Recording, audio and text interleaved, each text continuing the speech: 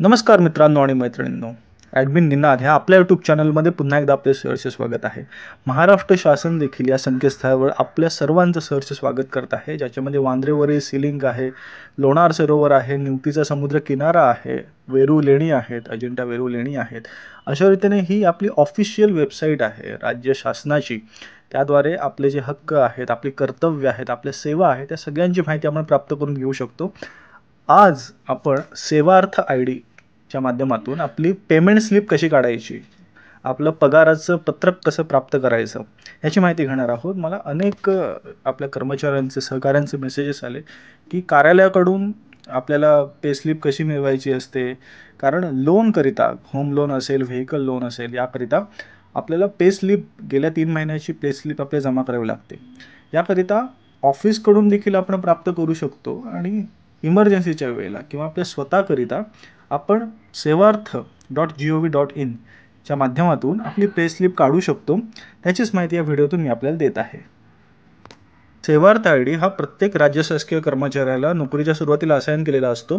ट्रेझरीमध्ये जेव्हा आपण new pension scheme NPS ची कागदपत्र जमा करतो त्याच वेळेला सेवार्थ ID ची सुद्धा प्रोसिजर ट्रेझरी मार्फत केली जाते. सेवार्थ ID हा 11 डिजिटचा एक कोड आहे, जेणेकरून आपण आपल्या सुविधा असतील, पे स्लिप असतील, इतर काही आपली जी बिलं आहेत त्याचं सेवा सर्व्हिसेस ॲक्सेस करू शकतो. याकरिता सेवार्थ IDला आपण 4 भागामध्ये डिव्हाइड करूया. सेवार्थ ID हा टोटल 11 डिजिटचा एक युनिक कोड आहे. सुरुवातीचे 3 अक्षर हे DHS म्हणजे बघा, department of health services, name of department. Initial त्याचं DHS असं होतं, तिथे टाकलेलं आहे.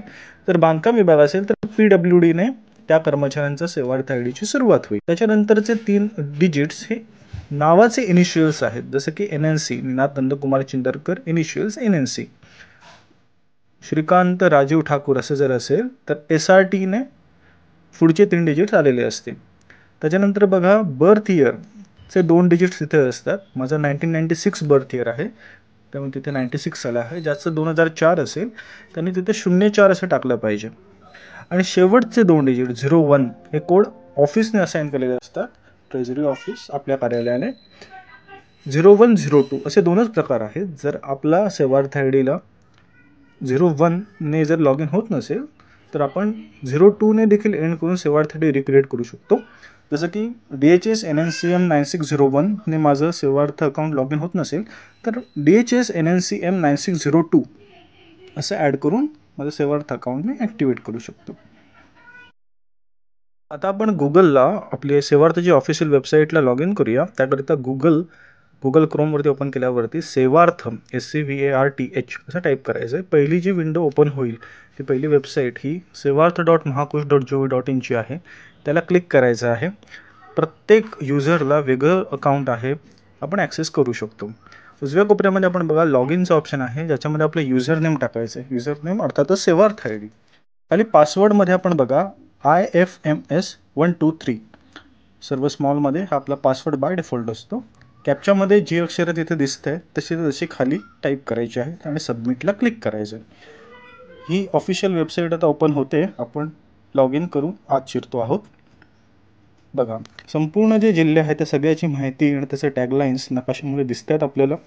डाव्या कोपऱ्यामध्ये वर्क लिस्ट आहे आणि एम्प्लॉई कॉर्नर असं ऑप्शन आहे. एम्प्लॉई कॉर्नरमध्ये सेकंडला व्ह्यू पे स्लिप हा ऑप्शन आहे आणि ह्या ठिकाणी आपले सर्व डिटेल्स डिस्प्ले होत आहेत, ते आपण चेक करून घ्यायचे आहेत. इयर असेल, मंथ असेल, बिल कॅटेगरी असेल, हे ऑप्शन्स आपण सिलेक्ट करायचे असतात. इयर 2022-23 घेऊ शकतो, मंथ देखील सिलेक्ट करू शकतो. बिल कॅटेगरीमध्ये 2 कॅटेगरीज असतात, एक म्हणजे पे बिल असतं आणि दुसरं सप्लिमेंटरी पे बिल असतं. सप्लिमेंटरी म्हणजे मागचा कुठला फरक काढलेला असेल, 7व्या वेतन आयोगाचा हप्ता वगैरे, सप्लिमेंटरीमधून दिसून येतं.